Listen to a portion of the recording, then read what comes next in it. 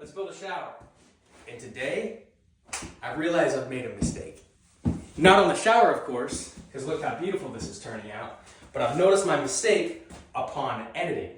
So it turns out, after working on the next few videos, I've realized I cannot fit all the valuable information I'd like to share with you on waterproofing in a 3-part series. So, lucky for you, we get to spend a little more time together. Because of that, I had to cut up this video and sprinkle the information upon the next few upcoming videos. So you may notice some inconsistencies and continuity errors. So because I know there's no hiding anything from the people of TikTok, I know you'll let me know in the comments. But hopefully I should hide it with the power of editing. And with all that said, now it's time to work on the drain. Now before I can set my pan, because I don't have access from below to my drain plumbing, I'm first gonna need to set my drain assembly. So I'm gonna do that by using my jiggler and cutting off this excess pipe.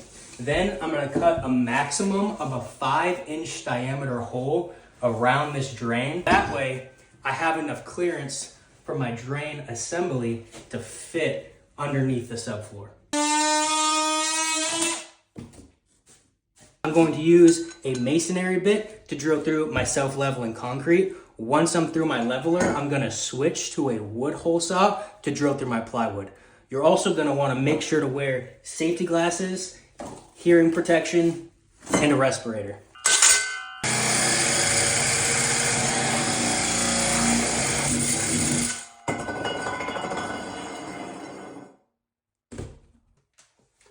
Now, if you're doing this at home, it's probably a good idea to get something about 4.5 to 5 inches in diameter and put it on the subfloor before you pour.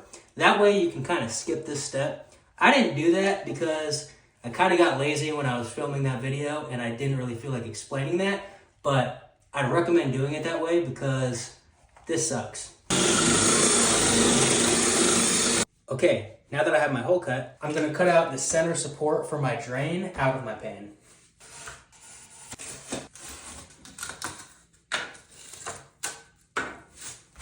Now I'm gonna remove this pipe.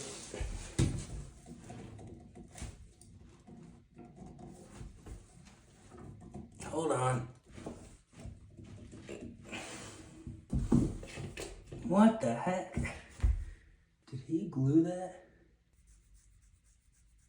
So what I normally would do is take the support from my drain, place it around this hole, and then remove this pipe because it wouldn't be glued, and then dry fit my drain assembly into place, measuring down from this flange you see in there, down to the P-trap below. Take that measurement and cut this pipe to length, glue both ends, stick it into here, and then stick that down into my trap below. But because this pipe is glued, I can't do any of that. It's not the end of the world though. I just gotta get a little creative. So instead, I'm gonna dry fit this drain assembly right into where this pipe is now. Then I'm gonna measure from the bottom of this flange here down to my drain support. Take that measurement and measure down from the top of my drain here and try to mark that the best I can on the inside of my pipe. Now I'm gonna put this fancy bit onto the end of my drill, and it basically is a little tiny saw that's meant for cutting pipe from the inside. I just gotta try to make a clean cut.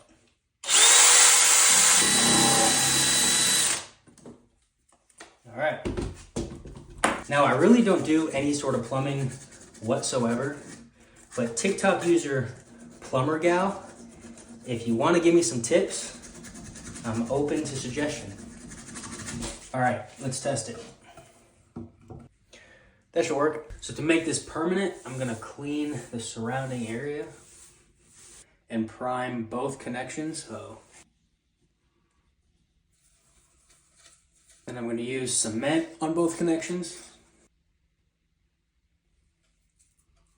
And I'm gonna have to act kind of quickly to set this into place.